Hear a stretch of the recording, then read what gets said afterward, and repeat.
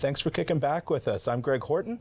And I'm Rachel Senko Strasser, and we're joined by Dr. Angela Hanlon. She's a naturopathic doctor in Brantford at Holistic Healing Arts. She's an incredible community member, and she's here today to share with us the mental process of disconnecting from one's thoughts, so dissociation. So Dr. Angela, what is dissociation? And tell us, educate us. Well, dissociation is where your senses go offline and your rational thoughts go offline. It's almost a divide, at least that's what it seems to feel like, where you become in a very much a protective state. So once you get sort of, there's different stages of dissociation, but it really is, sort of the theme is moving into a state where you are in self-protection mode, and the main focus for you is to protect yourself. And it's not the adult mind that's doing that. It's something in the back of your head. I can only say whatever makes sense to me is that it's the inner child. And I don't know if that's what it is, but that's what it feels like to me, is that inner child starts to come out. It may not be socially acceptable behavior, especially at the end stages of dissociation that we'll get into, but it is because we're feeling cornered and we're frightened. Yeah. How can we tell what a beginning stage might be like? A beginning stage is going to look very subtle. I can only give my observations of how it's worked for me and my nervous system. I don't know how it's going to look for other people because I've actually not seen anyone else in dissociation that I know of.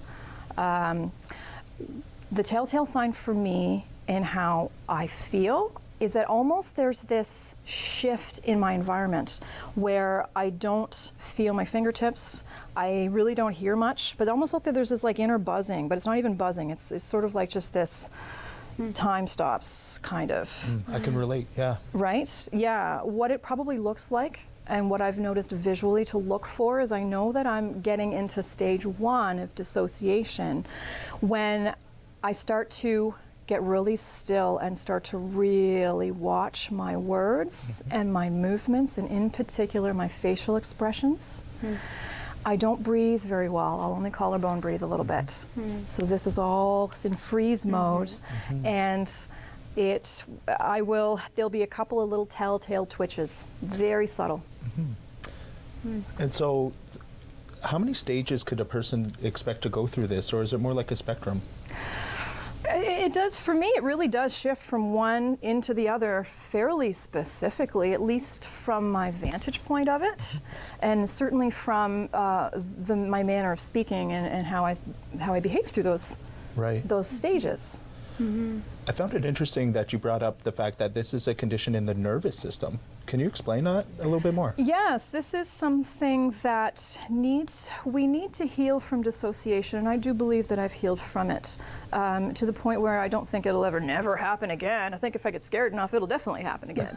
But if, I think that my way that I've gone through and over it, so I'm in the driver's seat, is that I stopped feeling ashamed of those stages and started to realize that this is a function of the nervous system, and that's a very helpful, empowering, and functional way to look at it. It's a protective mechanism, and it has had a purpose. Yes, absolutely. It has served you in some way, but maybe not in the most beneficial way. That feeling of the tingling in the fingers that you said, and just the sensations and the awareness that your breath is not as full, and your facial expressions, you're monitoring, you're becoming more vigilant. That's a fight or flight response in the body. I think that could be described as maybe the freeze response of the nervous system, which is not as well known as flight, which comes next, and then fight, which comes next if it gets that far. Yeah, but you don't realize it took me a really long time to start to observe and go, it took me a long time.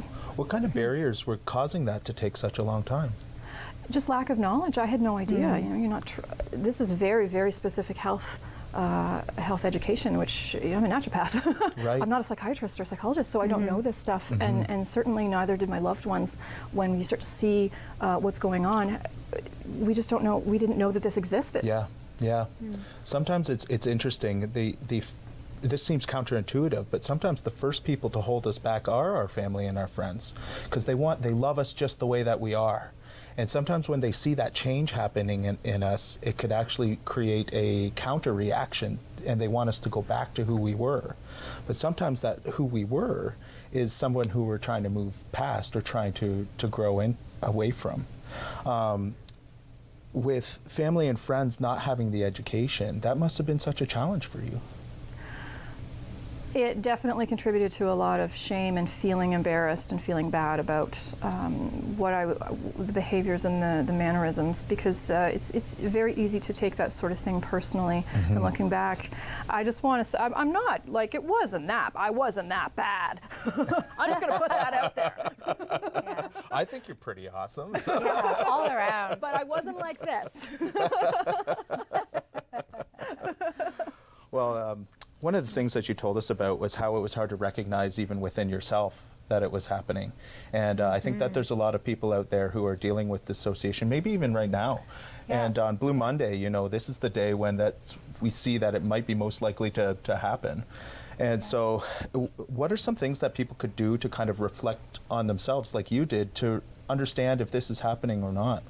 Well, can I walk you through the 4 stages that I've noticed? Yeah. This is, I don't know if this is in Yes. textbooks or not. This is all just my personal experience. And from a little bit of what I've read. And so you talked a little bit about the freeze mode, where you're not breathing very well and you're very statue-like. You're still, you're watching your movements. It's almost like you want to go hide.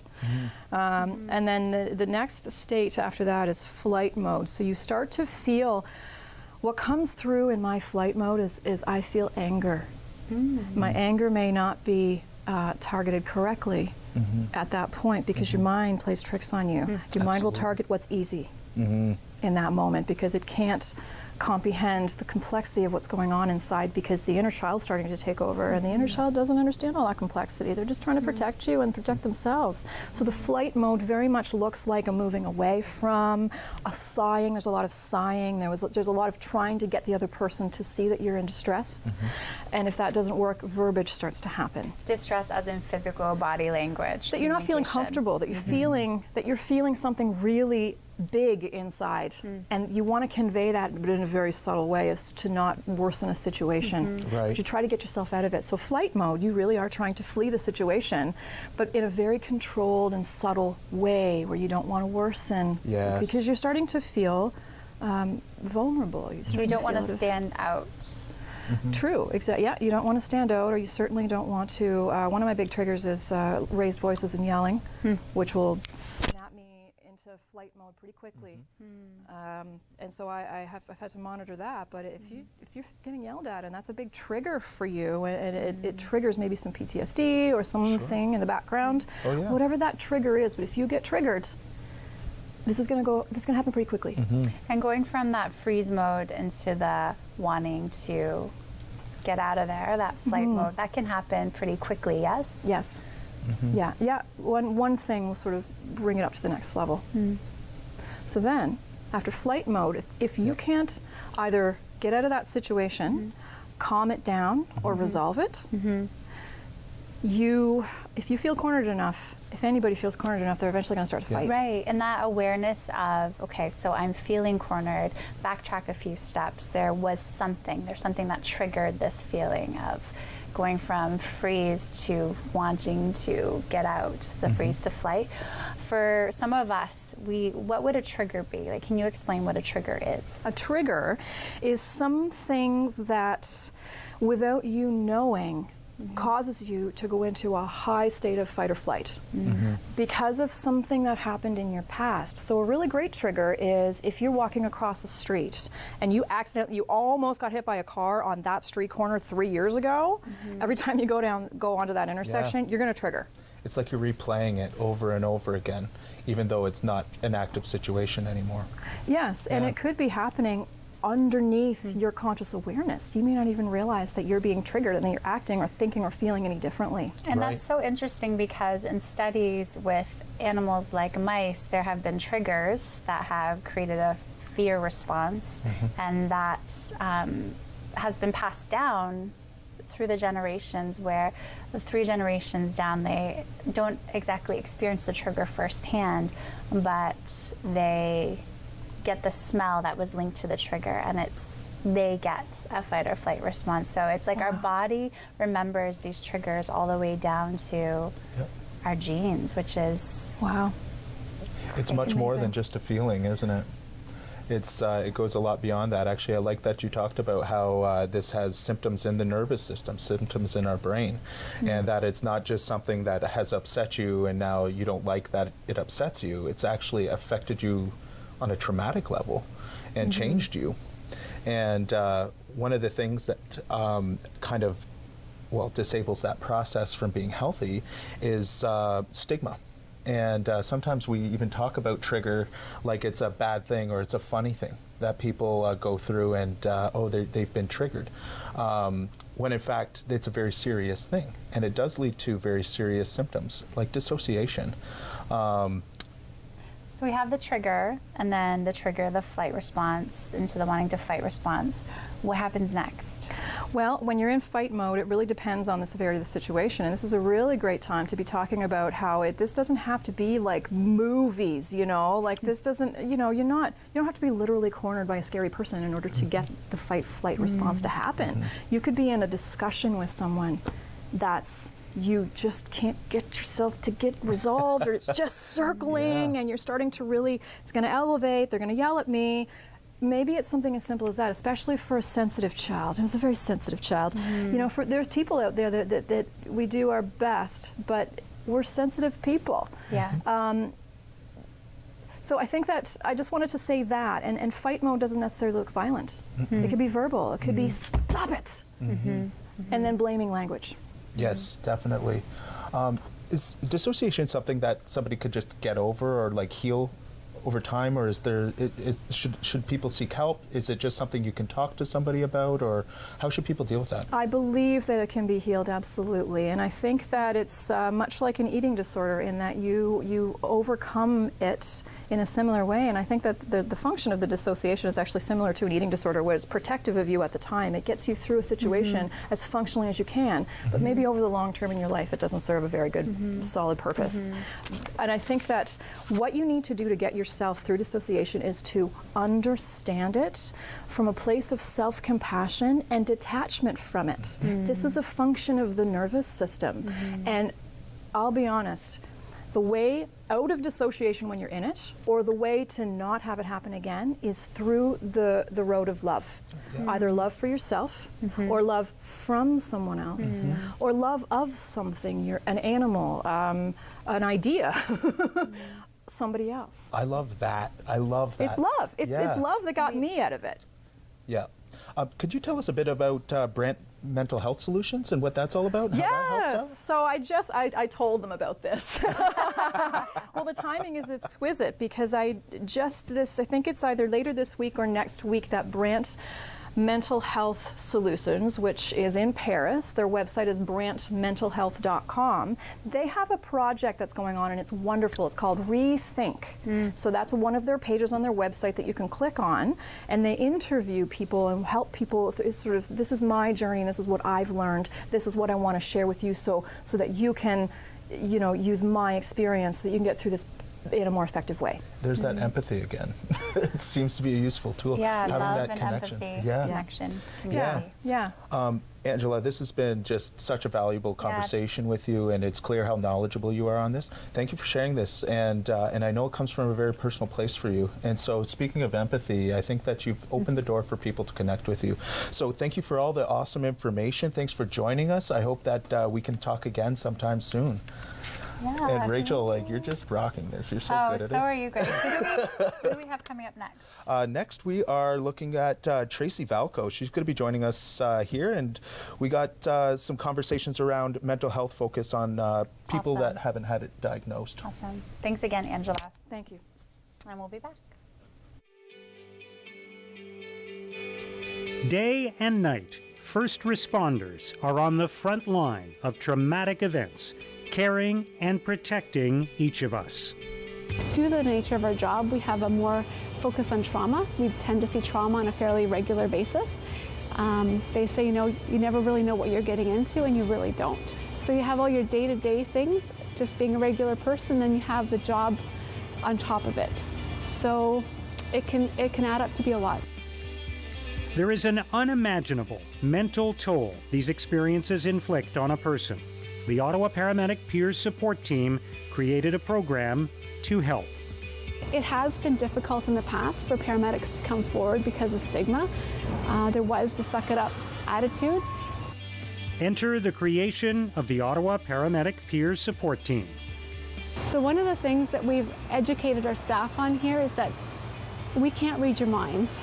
If you're having a bad day, sometimes people can be happy and smiling. We have no idea they're having a rough time. So we've asked people to reach out. Put up your hand, say, I need help. You talk to a peer supporter. Sometimes it's more obvious. If you see someone crying in a hallway, you're going to approach them and say, can I help? This voluntary team allows first responders 24/7 access to one-on-one support and crisis intervention resources. We have a group of about 50 people on our team. So it's comprised of frontline people, so paramedics, our comm officers, our logistics staff, we have admin staff, and these people work on a daily basis to kind of help people work through their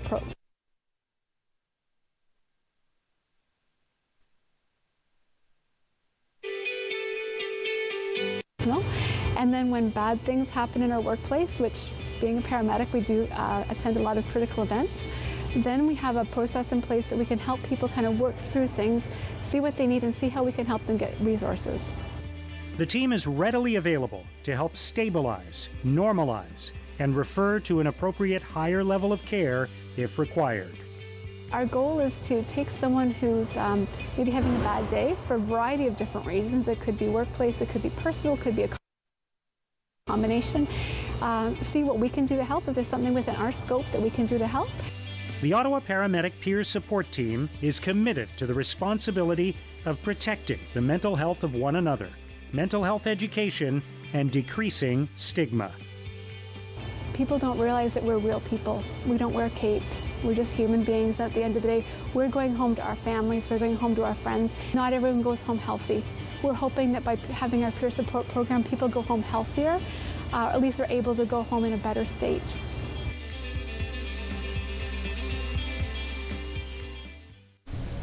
Hi, welcome back to Kickback. We are joined by Tracy Valko. We've had awesome conversations surrounding mental health, and we're going to be talking to Tracy about focusing on the person that's been diagnosed with a mental illness, and what it's like to be a caregiver. Yeah, to support those individuals. Speaking from someone who has supported those individuals in their healing, and how that can also cause some pain to the caregiver. And I know, Tracy, that you have recently been diagnosed with PTSD. I have. I could completely relate with that, and what that's like, and being a caregiver. That adds an additional layer to that, doesn't it? It does. What has it been like for you, Tracy?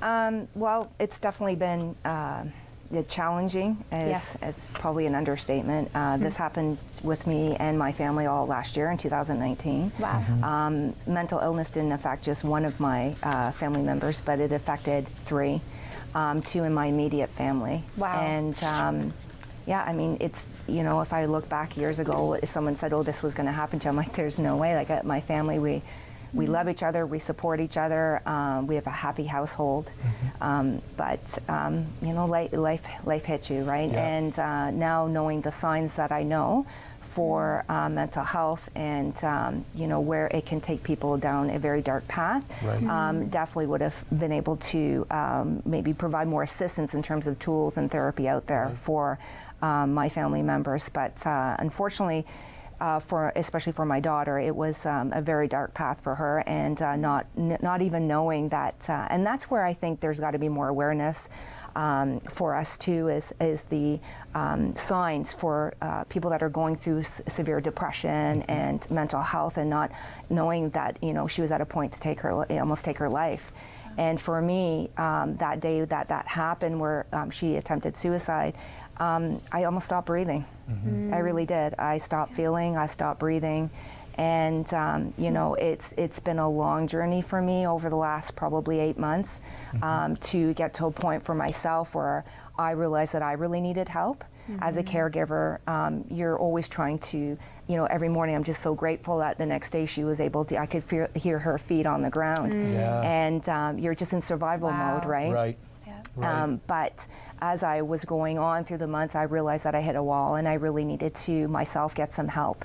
And then being diagnosed with PTSD gave me some clarity and then helped me kind of see that there was a light for myself to be able to get myself stronger and then be able to support her better and my other family members as well too. Absolutely. And that's where I think the real key is that there is, you know, there is support and there's different therapies out there that are really successful. It's taking the time to look and find what works for you. Yes. And then, you know, it also provides some positive reinforcement for the people dealing with mental health that if you're getting help and you're able to get better as well too, that they see a light as well too, right? Yeah, and it's such a unique perspective that you're offering to our viewers today.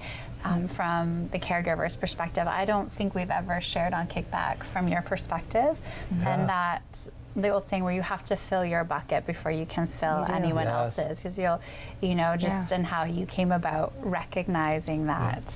Yeah, you're in a unique position as a caregiver because you're exposed to so many other things that only caregivers will experience, like compassion fatigue, for example, and you've been giving so much and trying to help so much that when it comes to helping yourself, you can feel very empty. You do. And having those community supports, like you said, if you can look around for those, it can really help with that. But the caregiver is undergoing a lot of stress and strain themselves, and it just speaks to that powerful ripple that happens when there's a mental health crisis or a mental illness in the family, right? It is. I feel we're the unsung heroes. You know, we're supposed to stay strong and be loving and supportive, and we are, but deep down we're just, you know, hurting inside and broken as well too, right? Still in shock. I mean, I'm still in shock to this day too, right? I mean, it's something I don't think you ever get over emotionally, but you know, with therapy and with different, like I go through a lot of trauma therapy right now, and it's been so grounding for me that I can stand stronger, you know, and deal with adversity with my daughter and other family members as well too, and you know, be able to provide that strength. And I always say it's infinite love and unconditional compassion, you know, that you really need, and no judgment, like really no judgment. Removing the shame. Exactly, the shame behind it, right? Like for me to be able to do this today, you know, I'm a business professional woman. I have had a long business in the community for over 20 years, but I want to tell people too, like it can happen to anyone. Right. And we have to have compassion and love for each other. You know, if we could do that and have our guards down, I think a lot of us would be able to, I know for myself, it would help in terms of being able to go through this on a day-to-day basis, because I can't heal my daughter, but I can definitely give her support and tools to help her journey with it as well. Right. What might you say to a caregiver that's going through something like you're going through today? Like if they're tuning in and watching the show, what would you want them to know? Oh my God, that I love them. Because honestly, it's so hard. Like it is so hard. And I think that more of us need to come together. Yes. And there is help. Like I think anybody that's going as a caregiver definitely needs to get support and therapy. Absolutely. Because you are like amazing people, because we're very unique in terms of being able to deal with it, because it's hard. It definitely is hard, and we still have to carry on every day. You know, we have to carry on as in art what we do. So it's definitely like reach out for help. You're not alone. There are so many of us out there that are like this, that are being strong and loving and compassionate and not judgmental. It's just having more open conversations. I love that, having the open conversations and destigmatizing, removing the shame. And from the caregiver's perspective, realizing that you can help empower and educate that person that you are caring for, but you cannot fix them. Exactly. And as an empath, I'm sure as a caregiver, any caregiver has to have a certain amount of empathy. Sometimes we can take on these things and really internalize them. Absolutely. And I think we see that even extending beyond PTSD and into any illness of the body or the mind, is that it extends past just that person. We can tend to get very patient focused, and it with due cause. I mean, someone's going through something. However, sometimes that puts the blinders on us, so we can't see that, you know, this person's caretaker is suffering, or this person's mother is suffering, and that the care needs to extend past the patient and into the entire family. Exactly. And based on your personal experience that you've shared, it just really seems like your family was quite affected in that way. It was, and I think for all of us, like my whole family, we've gotten therapy from it. And I've realized too that when you go through trauma like this, it can also bring on, you know, previous trauma that you've had maybe as a child or growing up that you've suppressed. So it can bring up those emotions as well too. So you're dealing with not only surviving what, you know, the trauma you're dealing with in the moment, but then you're also wondering, why are you starting to, like I was starting to think of previous traumas that I had as a child. Why is that coming up now? And it's just because you're really numb to the situation you're dealing with. So that's why it's so important to make sure that you get the therapy and the support you need to have the tools to be able to assist, you know, the people with mental health as well too. So you mentioned that you are a happy family and you didn't see this coming. And you're a businesswoman, you're a mom, I mean, you're busy, right? Absolutely. And so now that you are at this stage in the process of healing and learning and growing, what have you learned? In my mind, I'm thinking you probably learned to slow down. Exactly. Mindfulness practices. Can you tell us about the shift that has come into your just like everyday life from your massive learning curve? Absolutely. It's slowing down. It's actually slowing down, taking the time to actually really hear my family's conversations, to hear the emotion, to see their body language as well too, and knowing when I need to pull it back at work and spend the time that I need to, you know, with my daughter or my other family members as well too. Life is so busy, and we often, you know, don't see the signs there because we're so fast-paced. Everything's of the now, Go, go, go. and I think that's what a lot of, you know, with mental illness sometimes can be affected because we have so many pressures on us as well too. And I know, as my daughter's a young teenager, a lot of these girls are affected, and boys as well too, right? With the pressures that they have of, you know, do I go to university? Do I go to college? And it becomes overwhelming. And I realize it's really taking a step back, saying it's okay. You don't need to be here right now. You can just gradually take your time. And then accepting that in myself too, that I need to take a step back in moments where I know they're in need, or even for myself, like taking the step back to do self-care, right? Self-care and relaxation. What is some advice that you can give to all the parents, the mamas and the papas out there who are not only struggling with their own self-care, because I know that's a part of parenting, that balance of managing, taking care of yourself, taking care of your children, with also taking care of children who are navigating this complex world, mental health issues, and trying to make all these big life decisions that you're talking about. What advice can you offer based on your own experience? I would definitely tell these parents is to take the time and really listen to your children. You know, really take each situation that they might be dealing with, if they're having issues with friends or they're having issues with trying to make some decisions after high school, to take each situation and break it down for them. And then noticing if they are really struggling in terms of if they're not sleeping, if they're not eating, if they're saying they're having anxiety, to take that seriously, not just brush it aside that it's a stigma that, oh, well, everybody has anxiety. Well, no, that's not what it is. And then making sure that you find and seek help for them, because they really need the support, right? And how do you help your children understand what is a norm? Because sometimes I've even found this for myself, I'm functioning below. Like it becomes the norm to feel the stress or anxiety that I forget that there's, you know, that getting my head above the clouds. How can you help establish what a norm of slowing down and connecting feels like? I think through therapy for myself, they've also been giving me a lot of tools to stay grounded, to be able to take that deep breath. It's tools that you can teach your children as well too, to really you know, take a really deep breath, to be able to take some time to even do something that they're personally passionate about, whether it's drawing or a musical instrument or just going for a run. Sometimes just taking a step away from what's so stressful can help bring them more in a grounding situation, so that it can give them a different perspective.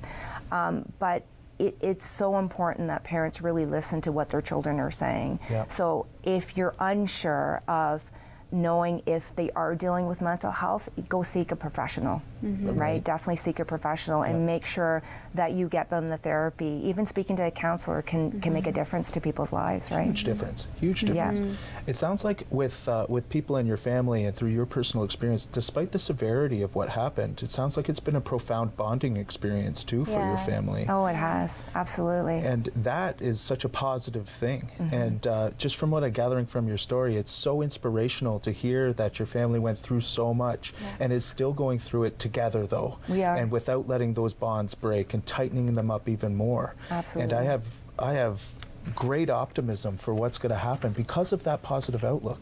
And I think other caretakers can really take from that message. Sometimes it feels very draining as a caretaker, give. Yes. And then when you have that strong foundation like a family, it starts to feel like you're getting too. And by getting by getting when you're giving, it starts to create that positive cycle, and a cycle of understanding, a cycle of empathy. And at this point, it's a blessing in disguise. Would you say what's happened? It is. I mean, every day I'm grateful. I'm grateful to have my family together. I'm grateful. It's amazing what you appreciate. You know, you walk out and I appreciate the trees, the air.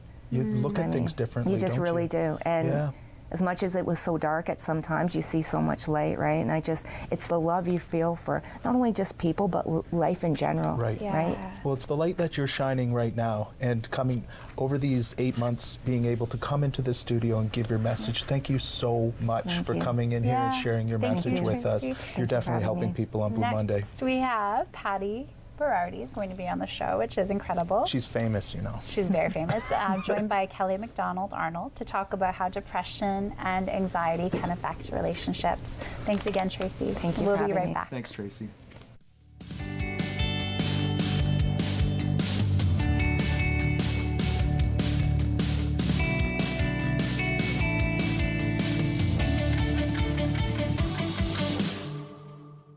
Thank you for kicking back with us. I'm Patty Berardi, and I'm now joined by Kelly McDonnell-Arnold. Thanks for being here. Thanks for having me, Patty. Usually we're together behind the scenes, so it's so fun sitting here with you. This is a different role for us. You may recognize Kelly from Sex Talk with Kelly. She's our resident sexologist and relationship therapist here on Rogers TV. And quite often on your program, you talk about things like this, what we're going to be getting into today. And depression can really affect a relationship. Anxiety can have an impact on a couple. Can you talk a little bit about what you see in your therapy? Yeah, absolutely. I'd be happy to. So a lot of times, I'll see people in my practice when there's a big life transition going on. So whether that's having a baby, getting married, kids going off to school, empty nesters, a parent passing away. So when things just feel really heavy and things are changing overall in their life, and then how that affects the relationship and how they're coping and trying to grow together through those experiences. However, sometimes during those challenges, or sometimes even just day-to-day, life can just be overwhelming, and sometimes people will experience depression or anxiety. And if one person in the relationship is experiencing that, they start to feel less than, they start to feel insecure, they're out of touch with themselves, out of touch with their partner, and then usually the partner can feel that as well, that there's more space and distance, that they're walking on eggshells maybe. So it can be a delicate situation if they're not communicating about it or working through it together, because they live together, right? So it does affect more than one person. And quite often, certainly on Kickback, we talk to people that are battling mental illness, but something that we don't always get to talk about is what is that like for a partner, whether that be a spouse. How do they support someone battling that and not take things personally in terms of maybe the disconnect or distance in that relationship? Yeah, again, great question. And that's an important piece of it too, because sometimes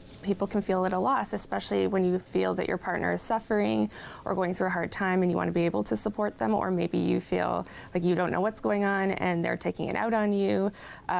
So I would always encourage people to get therapy for yourself anyways. So a lot of times people were like, they're not going to therapy, the person who's experiencing depression or anxiety or is struggling in that way. However, it can be helpful for you to go and have someone to talk to, and you have a support system around you as well, because the stronger you can be, the more of a support you're going to be. But I would just ask open-ended questions like, how are you doing? Know that I'm here to support you. I think it's just keeping the dialogue going and checking in with each other and waking up saying, how are we feeling today? And just knowing that things might need to slow down and change from time to time, and that all needs to kind of be okay, to be a little bit more flexible. And give them the space and know that what is being said is being supported, and try to work through that together. So someone might not know they're depressed, or they might not realize that they have anxiety, or they have things creeping up, and they're all things that would be diagnosed as depression, but maybe they don't believe it. So how do you deal with that? Yeah, and that's a challenging part in it, because so often it can just creep up on you and hit you, and all of a sudden you're like, what's happening? And then you think that you should just like push through it, or taught to just keep going, and it'll go away eventually, or you might start to have negative self-talk like, what's wrong with me? Why can't I do this anymore? And start to question yourself a bit more. And it can manifest in different ways too, like lack of motivation, or maybe irritability and anger, starting to forget things. So often people have like a stigma around what it could look like, but it's a scale, right? And people can experience situational depression if they're just going through a really hard time, maybe a job loss, or a loss of a partner, and through grief, or there's just a ton of stress at work and a young family and finances. Like there can just be so much stress and worry and feeling low going on, and you don't need to go through it alone. Like a lot of people experience it throughout their lifetime at some point. So reaching out and asking for help is really important. And I think shows like Kickback, Sex Talk with Kelly, letting people know it's okay to talk about it and say, I'm not okay. Yeah. And we all see each other day to day. How are you? I'm great, good. But really, do we know how to react when somebody says, I'm actually not doing that well? It can catch us off guard. So what is something, and in terms of advice, you could give to someone if they do have a friend or a partner that confides in them and says, I just don't feel myself and something isn't right? Yeah, I think that first of all, if you see your friend and maybe they're not recognizing that they're struggling, just asking them to go for a coffee, or can we talk, and just say, how have you been feeling? I've just been noticing some changes, versus pointing the finger and saying, you need to do something about this. I think just trying to keep it, again, open-ended and be an inviting person, a comfortable person for them to talk with. Non-judgmental, exactly. Because no two people are the same. Everyone struggles, and depression and anxiety can manifest in all different kinds of ways. However, if you are someone and then you open up to a friend, and maybe I'm the friend and you're opening up to me, I think just saying like, I'm here for you. Like, I'm sorry to hear that you're not feeling the best, but I'm here for you. Let me know how I can support you, and then ask them what they're doing to try to work through that. Because sometimes people feel they need to fix, or that they can't help. And so just listening sometimes is enough for that person to feel heard. Yeah, and validated, right? And seen, and knowing that they're still loved, even if they're, not bouncing off the ball as happy and, doing all the million things for you that they typically would, and maybe they're canceling plans more frequently. So if you can just be understanding.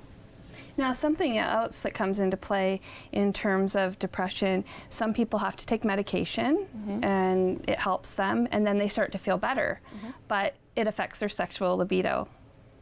Yeah, it can. So oftentimes, if I'm working with people and they go on an antidepressant or anti-anxiety medication, we keep an eye on that. So is it affecting your sexual functioning? So are you able to get an erection? Are you able to experience desire or interest in your partner? And you have the ability to either change medications, or there are different ways to be together and be intimate without it always being goal-oriented sex, if you are struggling at least with having an erection or rapid ejaculation. And the thing is, a lot of times people who are experiencing a sexual dysfunction can then start to feel depressed or anxious. Right. And vice versa. If someone's experiencing depression or anxiety, it can start to affect the sexual functioning. So again, very, very common.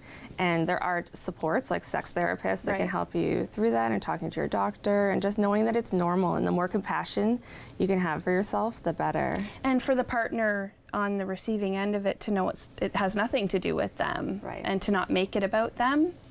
Yeah, you got it, which can be hard, right? Because sometimes you might feel like, oh, they're not attracted to me anymore. So yeah, again, keeping the dialogue open about what's going on, because it can be very jarring for a person to all of a sudden their sexuality is shifted, and then it's shifted in the relationship dynamic too. So when that happens, and you've talked a lot on your show about goal-oriented sex, and some of our viewers on Kickback might not have heard that conversation, and they don't quite understand. What do you mean by that? Well, often times people think that once they engage in sex, they just got to go until someone's climax, and so it's like, we're doing this, we're just going to have intercourse and then climax and it's done. Whereas if you can start to focus on the pleasure and slowing down and exploring a bit more, you can have better sex, not just let's get to the finish line. Right. And so looking for ways to build intimacy into your relationship. And sometimes you might have a situation where somebody's quite not there yet, right? For sure. And even with feeling or experiencing depression and anxiety, maybe it used to be, at nighttime you felt that was a time to be intimate, but maybe you're more tired at the end of the day because you've been pushing through the day. So what about the mornings or meeting in the lunch hour? Like trying to find creative ways to maintain that intimacy and capitalize on those times where you do feel a bit better.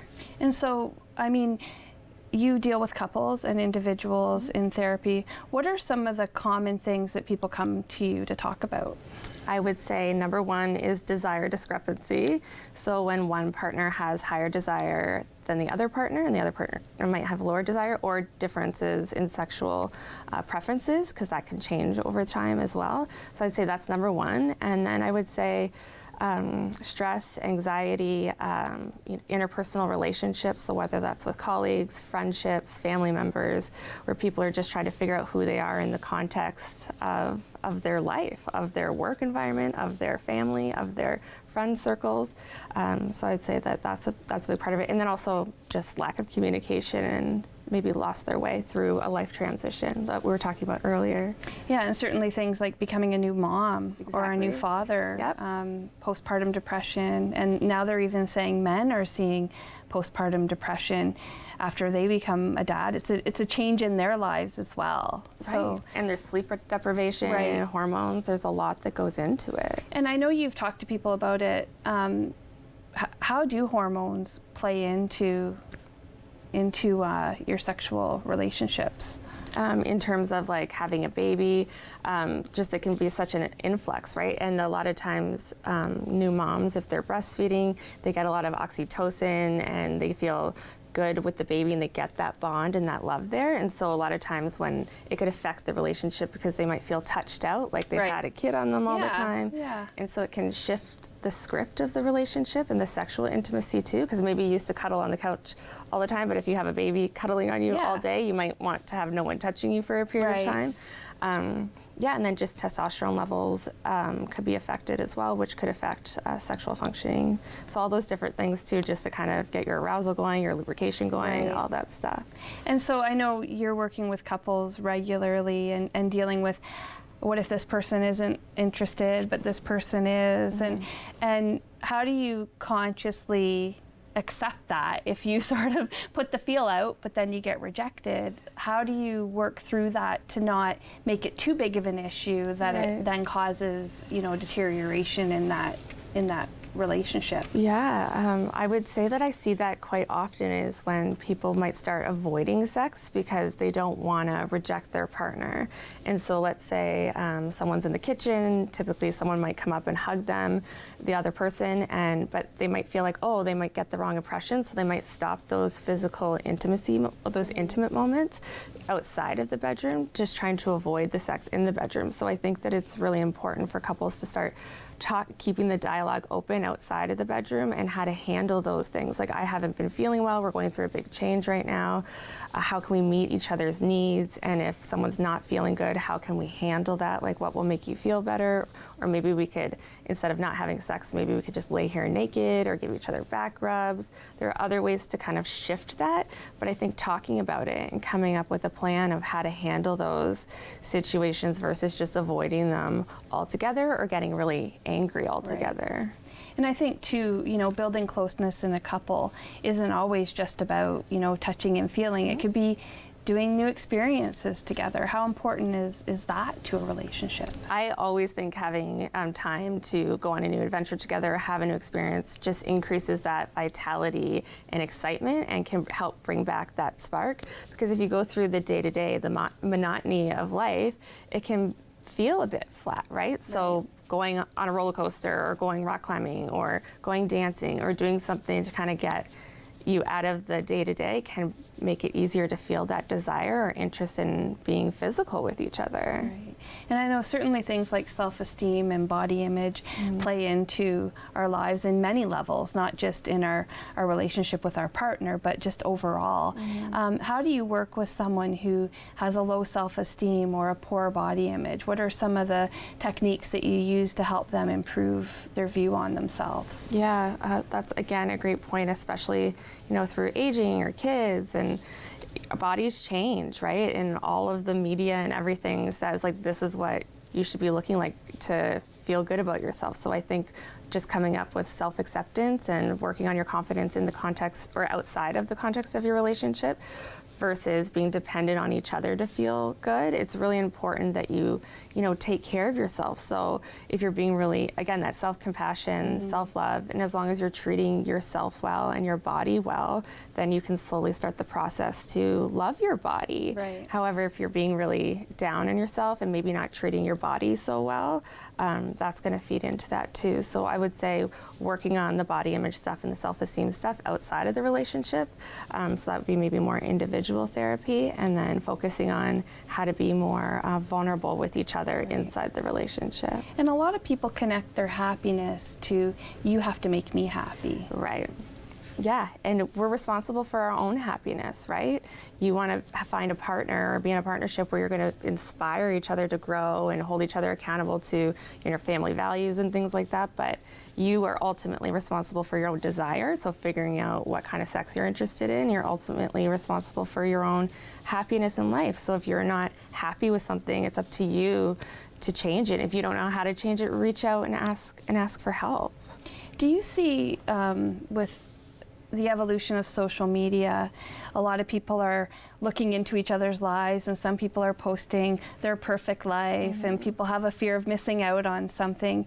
Do you think that is playing more into our mental health overall, not even just in couples, but in how we view ourselves, by what we're seeing other people post? Yeah, I think so. I think it's that comparison trap, and then always focusing on what you don't have or how someone's doing it better, and then that comparison thing where you're not measuring up to a certain standard. And there's like a bazillion filters out there. It is the highlight reel. And so I think taking breaks from social media is so important. So whether that's setting a timer on your phone or getting the apps off your phone for a week or so just to detox from it. Right. Absolutely. And I think that people walk around distracted, so that really does take away from the intimacy of a relationship or being present for each other. You can be more irritable and frustrated because if someone's talking and the other person's on their phone, it's like, put your phone down. Yeah. Disconnect from work. Do I matter to you? Right. Like, do you want to spend time with me? Because the more connected you are, the more in tune you'll be and happier in the relationship.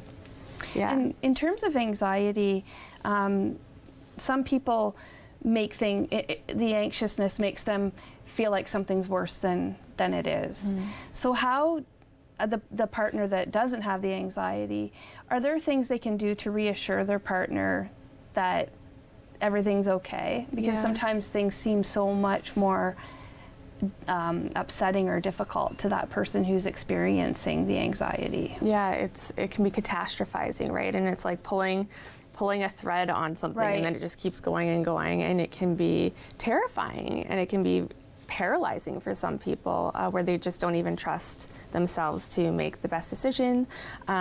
So I think, again, having that dialogue, and if you're in therapy, individual therapy for working through that anxiety, sometimes it can be helpful to have your partner come in to learn about sort of what's going on for you, and they've come up with a plan with their therapist of how you can support them outside of therapy, because people need different things. Right. Sometimes people need to be like, okay, that's one way to look at it. What's a more balanced perspective of looking at it, or grounding? What do you see here and now, and looking around and trying to get grounded in the present moment. And then sometimes people just need to be validated and be like, that would be a really scary thought, but we're safe here, and a hug. So it's really figuring out how you'll feel comforted and supported in that moment, and then communicating it and coming up with a plan together. Communication is always, it always comes back to how you interact with each other, right? Yeah, because there's a whole universe in each of us, right? And we're always growing and evolving. So to think that you know each other, we're always changing. So keep getting to know each other. And I remember you talking about this in your show, and how you think you know your partner better than they may know themselves. But taking the time to ask questions and talk about how things have changed and how they might view things now, or exactly their ideas on things, just being curious with each other and just staying open and seeing each other through different eyes, if you will. So sometimes taking a step back and kind of seeing them do their thing can be good, because you can take your partners for granted sometimes, seeing them do. If you see them say the same joke 10 times, you're like, okay, this joke again, really? bad, yeah. I've heard this one, I could say it myself. But if you go to a party and you see them making a bunch of people laugh, you're like, yeah, they are really funny, right? But sometimes we just get used to each other. We take each other for granted and forget maybe what it was that first made us fall in love with that person, right? Yeah, exactly. And maybe there's new things now. But the biggest thing I would say is, like, don't feel like you're going to be a burden to your partner by opening up with them, and don't feel like just be open with each other and lean on each other. Like that's why you're together, right? To like do life together. And when do you encourage, if you see something in your partner, you notice they seem down, they're reacting to things differently than they have before, you just know they're not themselves, how do you, without saying, I think you need help, how do you encourage them to get help? To get through whatever they're experiencing? I would first say, like, is there anything I can take off your plate? Because maybe just lightening the load can let them think a bit more for themselves and try to discern, am I just overworked, am I burnt out, or is something else going on here? So, and then saying, like, I'm worried about you. I see that you're not sleeping, I see that you're not eating, or I see that you're binge eating, or I see that you're just in front of the TV and not connected with your friends anymore, and I'm just worried for you. What can I do to help, or is there anything going on for you? And so hopefully just by starting the dialogue, and then if they're not interested in going to therapy, maybe you can suggest couples therapy, or you can at least go on your own to try to figure out. Yeah, because the last thing you want to do is make the person feel like the reason why our relationship is failing is because of you. Right, yeah, that's not it. It's like depression, anxiety happens, and it's nobody's fault, and no one should be pointing fingers, and it should just be about trying to figure out how to work through it together and manage it together. And so what made you decide to take this path? In terms of becoming a therapist? I think that growing up, I saw people struggling through, I think mostly going into high school, like big emotions, hormones, different relationships. And, I was always fascinated by relationships, and, I love the people closest to me. And I hated how people felt uncomfortable talking about sex, or maybe putting themselves in dangerous situations just because they didn't have the information. So that's when I kind of took it upon myself. And then I was just insatiably curious about sex and sexuality and relationships, and it kind of just evolved from there. Yeah, and I can understand how, the more that you learn about helping people, it almost becomes like a purpose, right? To make sure that everyone's supported and able to get through their relationships. And hard times, because everyone goes through challenges and hard times. And, people will come in talking about sex, and we're talking about everything else. People come in not talking about sex, and we end up talking about sex, because it really is like holistic health, your lifestyle, your mental health, your relationships, your sex life, your sexuality. And I mean, sex can be a mood booster. Absolutely. But if you're feeling down, that's sometimes the last thing that you would be thinking about, right? Right, exactly. So we can navigate all of that in therapy, because it's not like a prescription. It's like we kind of have to figure out and tailor it to each individual. And sometimes that might be, you know, ending a relationship or choosing to go out on your own. And so do you help people with that as well? Yeah, to soul search and try to figure out if this relationship is actually fulfilling and if this is how they want to spend the rest of their life or who they want to be with, and figuring out if maybe they need to leave or if it's an unhealthy relationship or if it's codependent and how to change it so it's interdependent. Yeah, if anyone can come and kind of self-reflect and dive into things and make sense of things for themselves. Or if you are newly coming out of a relationship, how do you navigate that single life, maybe a single parent or... Yeah, all of it.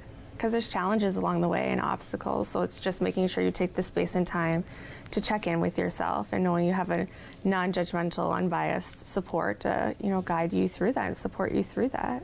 And so where can people find you? Yeah, people can find us at blisscounseling.ca. It's our website. And then so our office is located in Waterloo, Ontario, but we do virtual sessions as well. So we do individual relationship and sex therapy and group therapy as well for interpersonal relationships. And talk a little bit about Sexology International, which is another one of your projects. Yeah, so Sexology International is just an online platform where we put up new blogs and we do live workshops. A lot of times it's around low desire and how to ignite that spark back in a longer term relationship. Yeah, so it's really just a hub where people can go and find honest, relevant, reliable sex and relationship information. And then there's just some live workshops too, because a lot of times I find in therapy I do a lot of the same education. Right. So it's trying to just get that information out there before that they need therapy. Yeah. And also you're on Instagram, Twitter, Facebook, lots of places where people can follow along and read your articles. You always post really great things Thanks, Patty. and different things too, which I've read, you know, a ton of stuff that you've posted. And oh, that's sweet. Thank you. Yeah, Thanks for being a fan. Well, I mean, it comes with the territory of producing your show, but I mean, I appreciate the work that you do with Sex Talk with Kelly, because I think it's something that, you know, a lot of people are afraid to even talk about. And I remember when I was assigned the show, I was like, oh my goodness, why me? And then once we got into it, I thought, this is fantastic, because it's all about relationships and taking care of yourself and each other, and there's so much useful information provided by your guests, and you know, it's really great that we're able to do that here on and it's so Rogers fun TV. to do it together too, so thank you for producing it and making sure we all know how to do all this stuff, because who knows, but you are definitely the magic behind the camera, so thanks you. Thanks, Kelly. Thanks. So you can check out, if you want to find more with Kelly, check out rogerstv.com. You can find show clips there for her. And that's it for us, and stay tuned for more Kickback.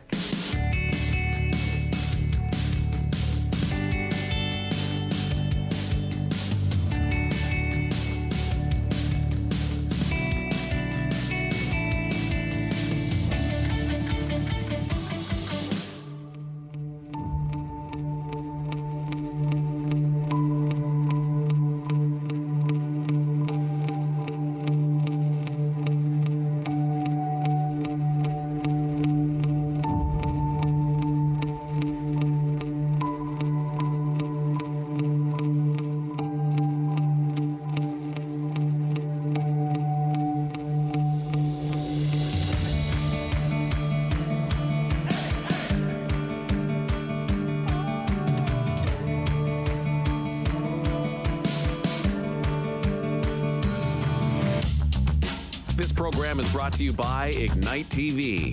Now you're in command. Visit Rogers.com for more details.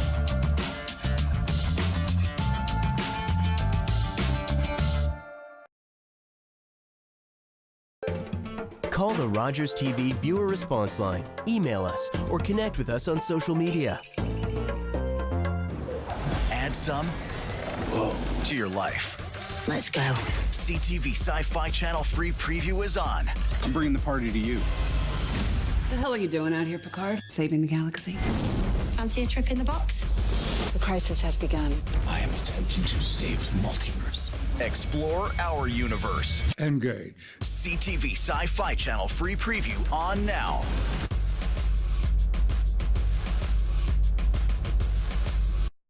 Your career is too important to just leave to chance. In order to move it to where you want to go, it's going to take some big decisions and some leaps of faith. Allow Rogers